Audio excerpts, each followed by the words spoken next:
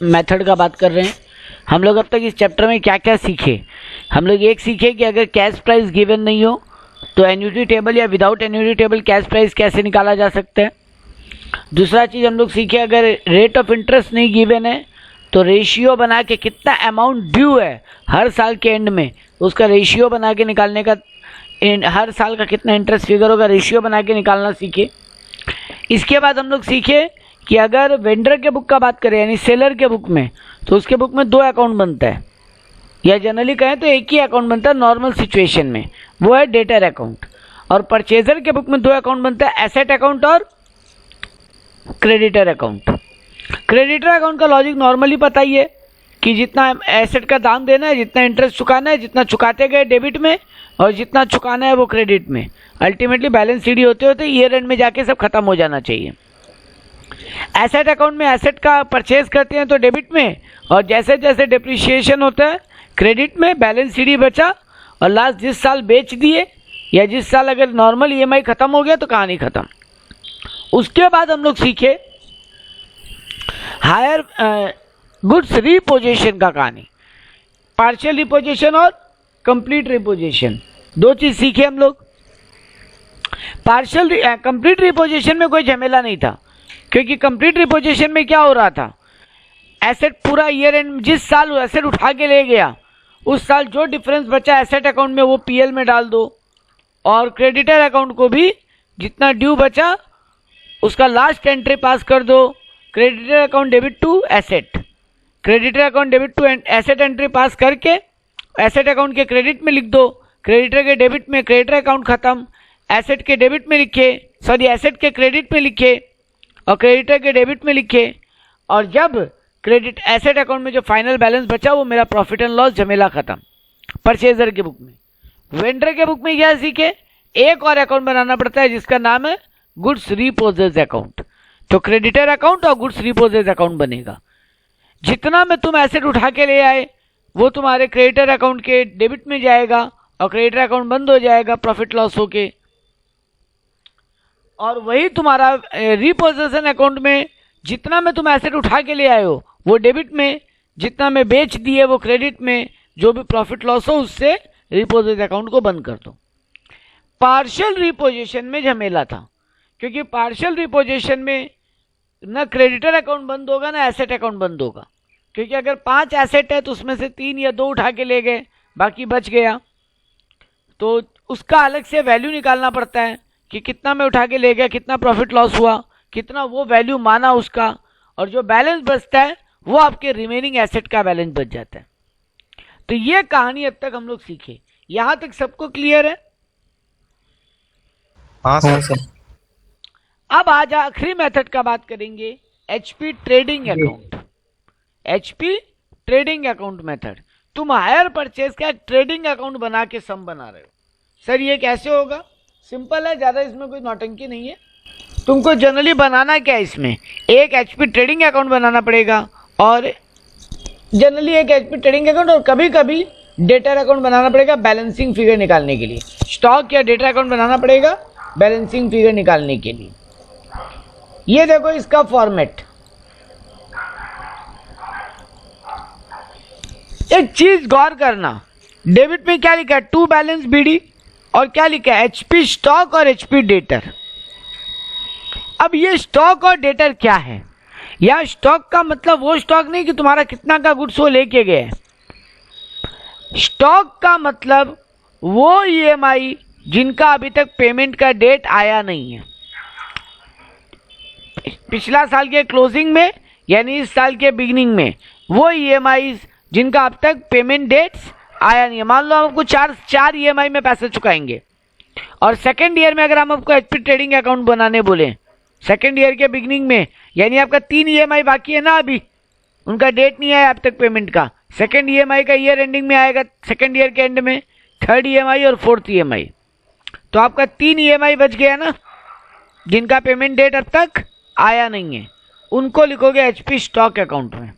और HP debtor account में क्या लिखोगे, जो ईएमआई का डेट आ गया लेकिन पार्टी अब तक पेमेंट किया नहीं है।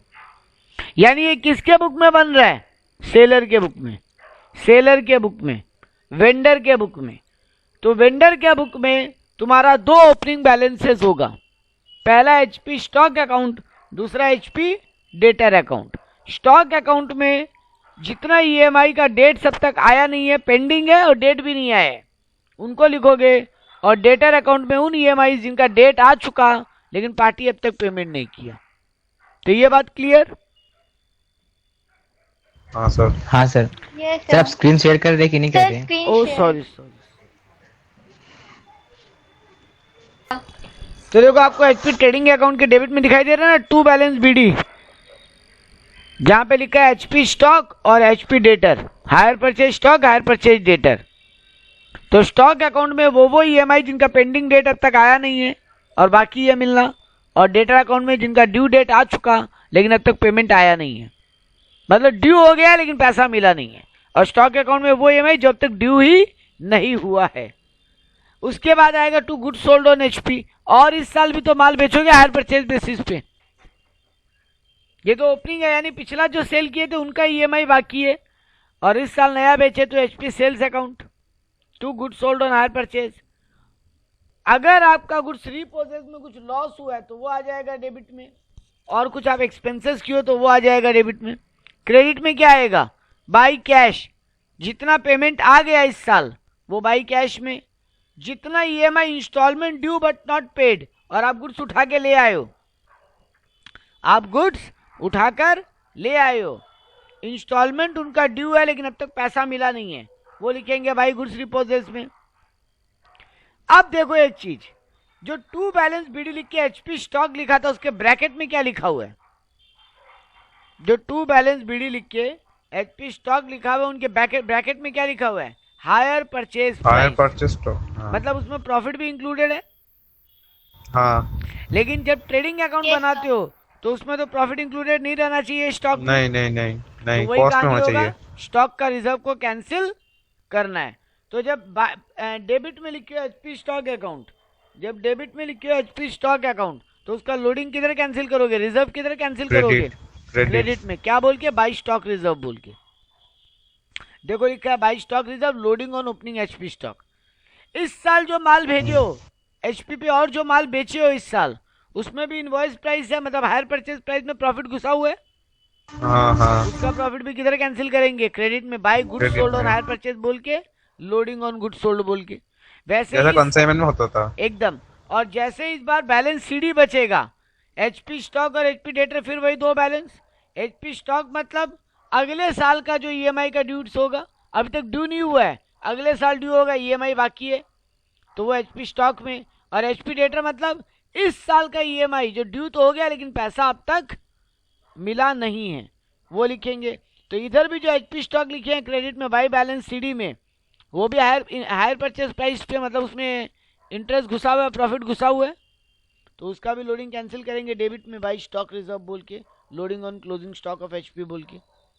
अल्टीमेटली डेबिट में बैलेंस बचे तो 2PL, क्रेडिट में बैलेंस बचे तो बाई PL। जनरली डेबिट में ही बैलेंस बचेगा, क्योंकि जब तुम हायर परचेज बेसिस पे सामान बेचते हो तो तुम उसी तरीके से बेचते हो कि अगर सामने वाला डिफॉल्ट भी कर जाए तो मेरा नुकसान नहीं हो, तो मेरे को अल्टीमेटली प्रॉफिट मिले। इसीलिए देखो क्रेडिट में बाई PL लिखा ही नहीं है, सिर्फ डेबिट में 2PL लिखा है। तो डेबिट में क्या क्या आया? Opening HP stock, opening HP debtor, इस साल जो माल भेजे, अगर गुड्स रिपोजिशन में कोई लॉस हुआ है तो, टू एक्सपेंसेस अगर कुछ खर्चा किए हैं तो, और क्लोजिंग स्टॉक जो बचा है उधर में क्रेडिट में, उसका स्टॉक रिजर्व आएगा डेबिट में, और डेबिट में बचेगा 2PL।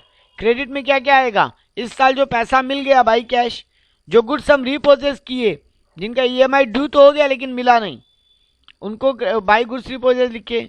Stock reserve, opening stock का लोडिंग कैंसिल कर रहे हैं। By goods sold N HP, इस साल जो माल भेजे उसका लोडिंग कैंसिल कर रहे हैं। और बाई बैलेंस सीडी, जिसमें हायर परचेज स्टॉक और हायर परचेज डेटर अकाउंट का क्लोजिंग बैलेंस। ये है एचपी ट्रेडिंग अकाउंट। क्लियर है? हाँ सर, हाँ सर, हाँ सर। सम्स करते हैं इसके ऊपर, सम्स करते हैं इसके ऊपर।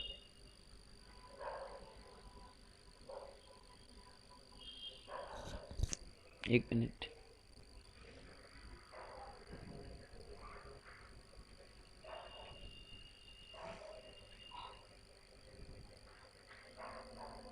एक एक मिनट।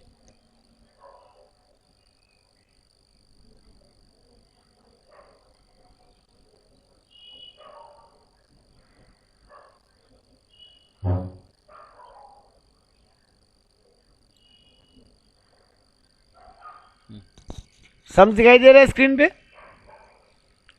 देखो लिखा है Ram sales goods on hire purchase at a profit of 50% on cost, मतलब कॉस्ट पे 50% प्रॉफिट जोड़ के हायर परचेज पे माल बेचता है Ram. Following are the particulars given related to the business during 2017। HP stock at selling price, opening HP stock बताया हुआ है 9000 एट सेलिंग प्राइस, मतलब इसमें प्रॉफिट घुसा हुआ है एट सेलिंग प्राइस है। सेलिंग प्राइस बोला है तो प्रॉफिट घुसा ही होना चाहिए एकदम, यानी इसका लोडिंग ऑपोजिट साइड में कैंसिल होगा। हाँ कि कितना लोडिंग घुसा हुआ है इसमें 9000 में, ओके कैसे निकालोगे? सर अगर प्रॉफिट का परसेंटेज निकाल दे देगा, दिया है, तब पहला तो लाइन पढ़ो ना, प्रॉफिट ऑन एक मिनट, 50% ऑन कॉस्ट। हाँ 50% प्रॉफिट बोला है तो कॉस्ट होगा 100 और एसपी होगा 150, तो और 9000 डिवाइडेड बाय हाँ। 150 इंटू 50, हाँ हाँ हाँ 9000 डिवाइडेड बाय 150 इंटू 50 करने से उसमें 50, कितना हाँ। प्रॉफिट घुसा हुआ है निकल जाएगा। हम्म। वो क्लियर है ये बात? No sir. Yes sir. चलो ठीक हाँ है। सर, हाँ सर। तो अगला आइटम आया एचपी डेटर, ओपनिंग डेटर भी दे दिया है। Goods sold on hire purchase during the year, इस साल तुम हायर परचेज बेसिस पे 87,000 का गुड्स बेचे, वो भी एचपी प्राइस पे, मतलब प्रॉफिट घुसा हुआ है। हायर परचेज प्राइस मतलब इसमें इंटरेस्ट घुसा हुआ होता है, तो वही बुद्धि लगाएंगे 87,000 डिवाइडेड बाय 150 इंटू 50। और क्या बोला, hire purchase stock on closing दे दिया 30,000, उसमें भी प्रॉफिट घुसा हुआ होगा, तो 30,000 divided by 150 into 50। HP debtor दे दिया क्लोजिंग का 9,000 और कैश रिसीव दे दिया है 62,000, मतलब इस सम में पहला बेसिक सम था, इसलिए यहाँ पे ये लोग तुमको रिपोजिशन का कहानी नहीं दिया, वो अगले सम में आएगा। तो देखो सॉल्यूशन में वही किया, बाई बैलेंस बीडी में लिखा है एचपी स्टॉक 9,000, एचपी डेटर 5,000, और उसका ऑपोजिट में देखो 9,000 का स्टॉक रिजर्व कैंसिल किया। 9,000 डिवाइडेड बाई 150 इंटू 50 कितना आएगा? 9,000 डिवाइडेड बाई 150 इंटू 50 3000 आएगा। 3,000। तो देखो भाई स्टॉक रिजर्व 3,000 लिखा है क्रेडिट में। इस साल माल भेजो 87,000 का, तो वो लिखे to good sold on HP 87,000, और क्रेडिट में किए by good sold on HP 87,000 divided by 150 into 50 29,000। इस साल कैश मिला है 62,000, तो बाई कैश लिख दिए 62,000। क्लोजिंग में तुमको बाई बैलेंस सीडी दिया था 30,000 और 9,000, एचपी स्टॉक का 30,000, एचपी डेटर का 9,000, तो 30 और 9 लिखे, 30,000 डिवाइडेड बाई 150 इंटू 50 किए, 10,000 का स्टॉक रिजर्व आया, वो डेबिट में लिख दिए to stock reserve closing stock का। ओपनिंग स्टॉक और क्लोजिंग स्टॉक में प्रॉफिट घुसा हो उसको रिजर्व बोलते हैं, स्टॉक रिजर्व, और बाकी कोई आइटम में प्रॉफिट घुसा हो उसका नाम लिख के ब्रैकेट में लोडिंग लिख देते हैं। तो अल्टीमेटली मेरा प्रॉफिट बचा 22,000 का। तो ये मेरा एचपी ट्रेडिंग अकाउंट का बेसिक फंडा। अब एक थोड़ा मतलब ऐसा सम करते हैं जिसमें रिपोजिशन का कहानी हो।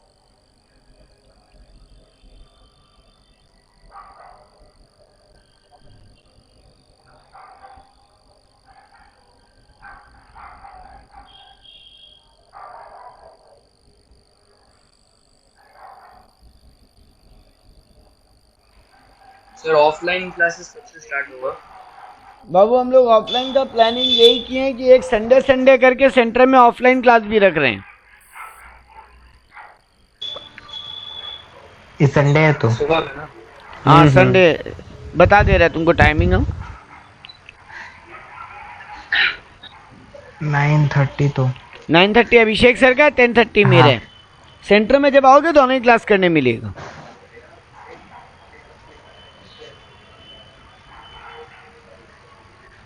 कहाँ गए इसमें गुड्स रिपोजिशन का सम?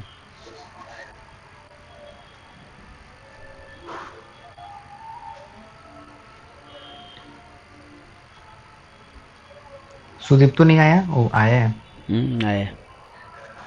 शांत रहता है वो। क्या बोल मार्कशीट मिला? वो ऑब्जर्व करता है, कल बताया तो। मार्कशीट मिला?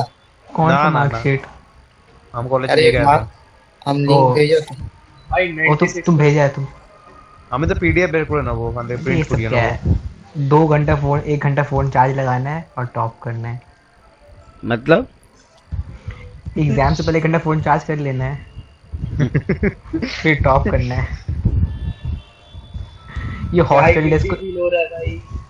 ये हॉस्टल डेस्क को देखा होगा तो समझ आ जाएगा उसको। कहाँ गया रिपोजिशन का सम?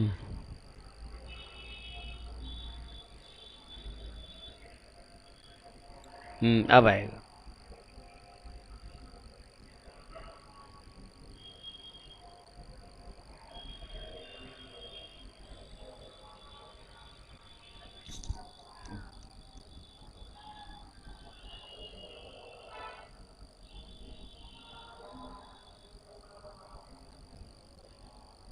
ये देखो यहाँ पे आपको एक सम दिया है जिसमें रिपोजिशन का कहानी है। Amar and company as a hire purchase department and goods are sold on hire purchase at a cost plus 60%. From the following information prepare HP trading account to ascertain the profit and loss made in the hire purchase department showing your workings clearly. तुमको बता रहा है opening 1 जनवरी को HP stock है, higher purchase price पे 16,000। HP debtor नहीं है, कोई दिक्कत नहीं, मतलब ओपनिंग में ऐसा कोई इंस्टॉलमेंट नहीं था जिसका पैसा मिला नहीं।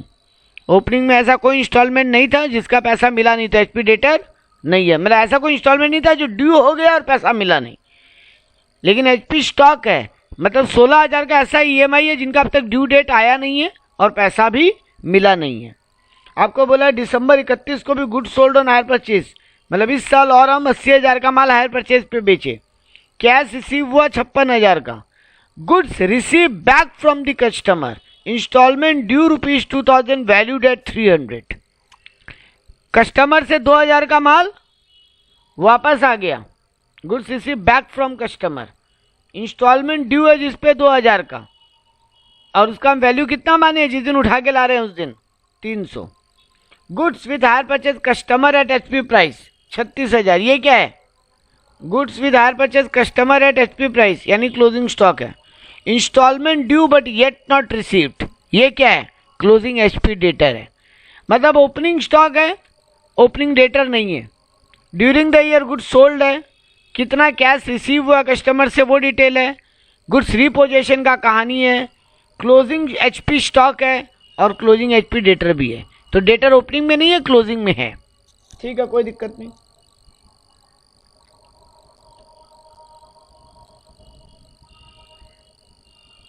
तो देखो इसका सॉल्यूशन, अब पहले वही ओपनिंग में लिख दिए 2 बैलेंस बीडी एचपी स्टॉक 16,000, उसमें रिजर्व होगा क्योंकि क्वेश्चन का पहला लाइन में क्या बोला है? Goods are sold at hire purchase price cost plus 60%।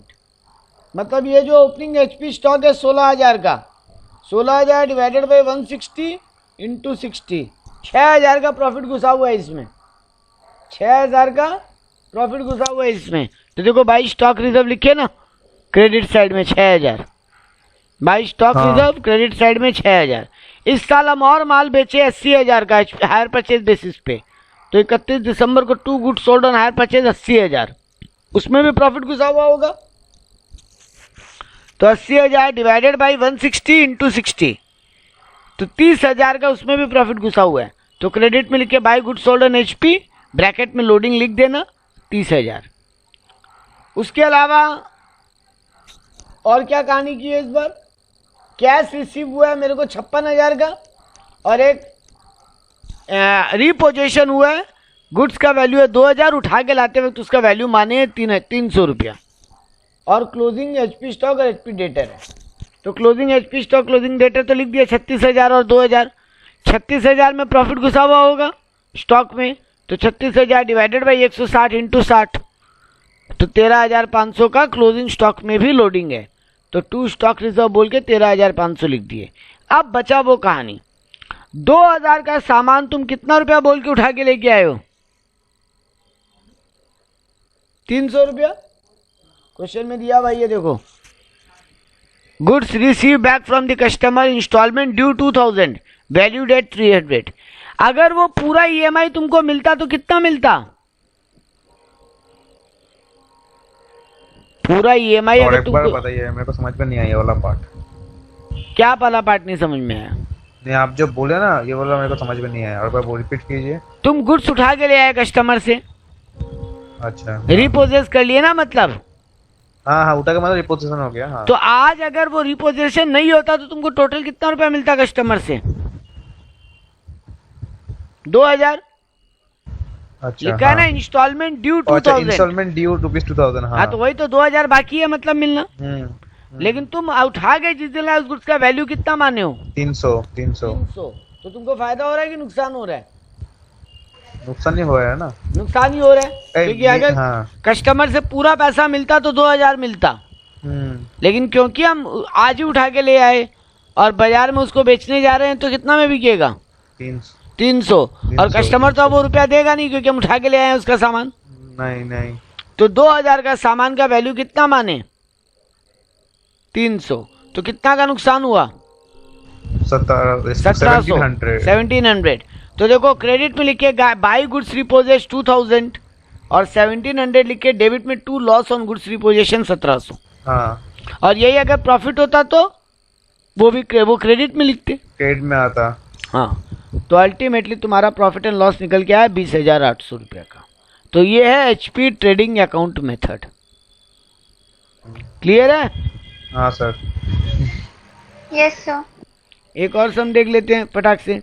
Following are the particulars from the books of trader who sell goods on small value and hire purchase system at 50% profit on cost. एक चीज गौर कर लेना, यहाँ 50% profit on cost लिखा है। अगर 50% profit on sale लिखता तो कैसे निकालते?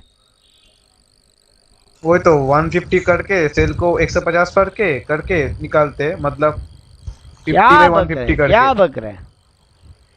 ओके। मान लो अगर हम बोलते हैं स्टॉक का वैल्यू 10,000 है, हाँ। हम एक एग्जांपल दे देते हैं। ओपनिंग स्टॉक का वैल्यू मतलब एचपी स्टॉक का वैल्यू 10,000 है। अगर हम ये बोलते हैं 50% ऑन कॉस्ट है, 50% प्रॉफिट ऑन कॉस्ट, तब तो 10,000 डिवाइडेड बाय 150 इंटू 50 करते। हाँ सबको ये बात समझ में आया? अगर ऑन कॉस्ट बोला है तो 10,000 डिवाइडेड बाय 150 इंटू 50 करते। लेकिन अगर यही हम बोलते था 50% ऑन सेलिंग प्राइस, डायरेक्ट हो जाएगा, 50% चार्ज हो जाएगा। 10,000 इंटू 50/100, 10,000 का डायरेक्ट 50% निकाल देते। तो ये वर्ड थोड़ा सा गौर कर लेना, एग्जाम में कई बार पढ़ते वक्त हम लोग ध्यान नहीं देते हैं कि जो प्रॉफिट का परसेंटेज दिया है वो परसेंटेज ऑन कॉस्ट है कि ऑन सेलिंग प्राइस है। ये बात दिमाग में रख लेना। तो यहाँ पे प्रॉफिट ऑन कॉस्ट है तो ठीक है, कोई दिक्कत नहीं, बढ़िया बात है। मतलब डिवाइडेड बाय 150 इंटू 50 होगा। अब हमको क्या क्या दिया देखो, 1 जनवरी को हमको 3 ओपनिंग स्टॉक दिए। Stock with customer 27,000, stock in the shop 54,000 and instalment due 15,000।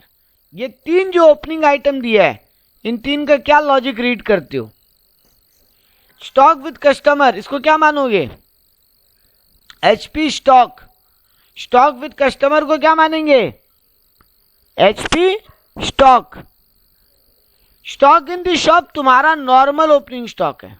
Stock in the shop यानी बिका नहीं है माल, तो बिका ही नहीं है तो वो तुम्हारा नॉर्मल ओपनिंग स्टॉक है।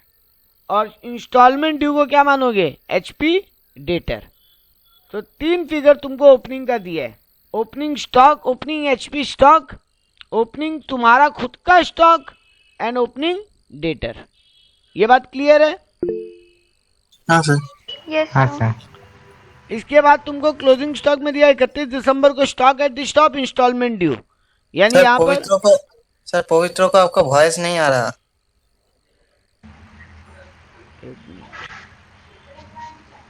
तुम्हारा खुद का ओपनिंग स्टॉक है, लेकिन क्लोजिंग में 2 ही आइटम दिया, स्टॉक इन द शॉप और इंस्टॉलमेंट ड्यू। मतलब क्लोजिंग में कोई एचपी स्टॉक बोल के चीज नहीं है। गुड्स रिपोजेस देखो कैसे लिखा है। इंस्टॉलमेंट ड्यू था 8,000 का, valued at 1,500 which has been included in the stock at the end of ₹1,500। यहाँ पे ट्विस्ट दिया है, इसको बाद में बात करते हैं। और क्या 2 आइटम दिया है? कैश रिसीव फ्रॉम कस्टमर दिया, goods purchase during the year दिया।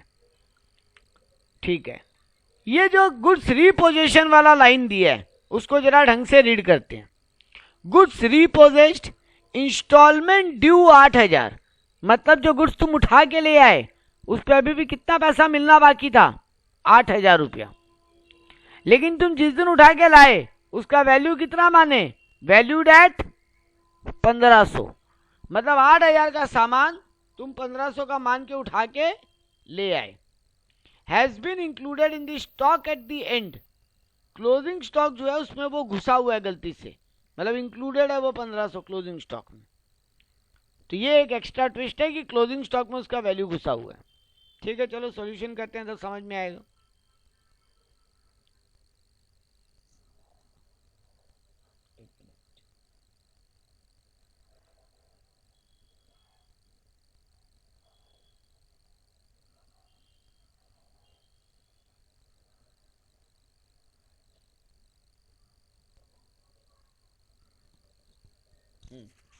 तो देखो ओपनिंग बैलेंस क्या लीजिए, स्टॉक विद कस्टमर। एक मिनट, ये कुछ दूसरा सम्स आ जा रहा है, गड़बड़ हो रहा है। बताओ तुम ये जो ट्रेडिंग अकाउंट बना रहे हो, एचपी ट्रेडिंग अकाउंट, ये अपना कंपनी का ओवरऑल ट्रेडिंग अकाउंट बना रहे हो कि सिर्फ जो हायर परचेज पे लेन देन कर रहे हो उसके लिए ट्रेडिंग अकाउंट बना रहे हो? बोलो। हायर परचेज का होगा। तुम ये जो ट्रेडिंग अकाउंट बना रहे हो ये अपने कंपनी का ओवरऑल ट्रेडिंग अकाउंट बना रहे हो या सिर्फ जो हायर परचेज पे लेन देन कर रहे हो उसके लिए ट्रेडिंग? सिर्फ हायर परचेज का ही होना चाहिए। तो हायर परचेज ही होना चाहिए क्योंकि इसका नाम ही तो एचपी ट्रेडिंग अकाउंट, हाँ, हायर परचेज ट्रेडिंग अकाउंट। तो तुम्हारा जो पर्सनल ओपनिंग स्टॉक है, मतलब तुम्हारी शॉप में जो सामान पड़ा है वो आएगा क्या कहीं पे भी? नहीं, क्योंकि वो तो हायर परचेज पे बिका ही नहीं। नहीं। इसीलिए जब तुम सम में पढ़ रहे थे तो 3 ओपनिंग आइटम दिया था ना, stock with the customer, stock in the shop and instalment due. Instalment due मतलब HP debtor, stock with the customer मतलब एचपी स्टॉक, और स्टॉक इन द शॉप मतलब जो तुम्हारे गोडाउन में बिना बिका हुआ माल पड़ा है वो अपने इस पूरा सम में कहीं पर भी नहीं लिखेंगे। ये बात क्लियर है? हाँ सर। क्योंकि वो हाँ, वो सर। तो तुम्हारा अपना वो तो तुम्हारा अपना ओपनिंग स्टॉक है, वो तो हायर परचेज पे गया ही नहीं है, तो उसको लिखने का क्या दरकार है? तो अब देखो सॉल्यूशन। तो टू बैलेंस बीडी में देखो 2 ही आइटम लिखा, stock with customer 27,000, instalment due 15,000। और स्टॉक विद कस्टमर को हम ओपनिंग स्टॉक बोलते हैं। तो 27,000 में वही 150/50 करो, डिवाइडेड बाय 150 इंटू 50, तो 9,000 का स्टॉक रिजर्व आएगा, वो डेबिट में क्रेडिट में चला गया। इस साल तुम 2,61,000 का माल भेजे तो 2 गुड सोल्ड एन एचपी लिखे, उसका भी गुड सोल्ड एन एचपी बोल के ऑपोजिट साइड में लोडिंग कैंसिल कर दिए। 2,61,000 डिवाइडेड बाय 150 इंटू 50, 87,000 खत्म। अब तुम्हारे पास इस साल क्लोजिंग स्टॉक बचा 88,000 स्टॉक विद द कस्टमर और इंस्टॉलमेंट ड्यू 27,000। यानी तुम्हारे ये तो तुम्हारा दोनों बचा, क्लोजिंग स्टॉक और क्लोजिंग डेटर, ये दोनों लिख दिए 88 और 27,000। ठीक है, अब आता है वो कहानी, तुम गुड्स रिपोजेस कितना रुपया का माल उठा के ले आए कस्टमर से, जब उठा के लाए तो कितना रुपया बाकी था मिलना, 8,000। तुम उसका वैल्यू कितना माने, 1500, तो कितना का नुकसान खाए, 6,500।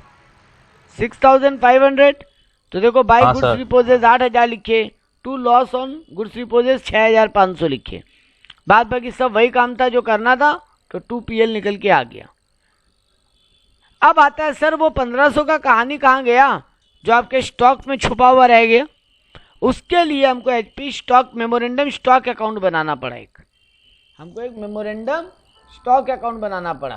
क्योंकि एक चीज सोचो, ये जो 1500 रुपया बाकी रह गया ये मेरे कौन से वाले स्टॉक में बाकी रह गया? Hire purchase. यहाँ पे क्या लिखा है, दोबारा पढ़ो, included in the stock at the and. Included in the stock at the and, ये नहीं बोला included in the HP stock at the and. अच्छा, तो तुम्हारा गोडाउन में जो खुद का क्लोजिंग स्टॉक बच गया होगा उसमें छुपा हुआ है, तो उसको भी यहाँ पे कहीं नहीं दिखाएंगे, उसको अलग से एक एचपी शॉप अकाउंट बनाएंगे हम। मेरे पास ओपनिंग शॉप में कितना माल था, 54,000 का। इस साल और कितना परचेज किए, 1,80,000 का। क्लोजिंग स्टॉक कितना अच्छा। बचा हुआ है, वो तो आपका 61,500। हाँ उसमें लेकिन 1500 वो है ना गलत प्रॉफिट घुसा हुआ। हाँ वो तो माइनस हो जाएगा। वो माइनस किए तो 60,000 निकला। बैलेंसिंग फिगर तुम्हारा इस बार का एचपी सेल हो गया 1,74,000। ये तुमको एग्जाम में बनाना नहीं है, तुम्हारे लेवल पे नहीं मांगेगा मेमोरेंडम शॉप अकाउंट, ये अलग से शो किया है।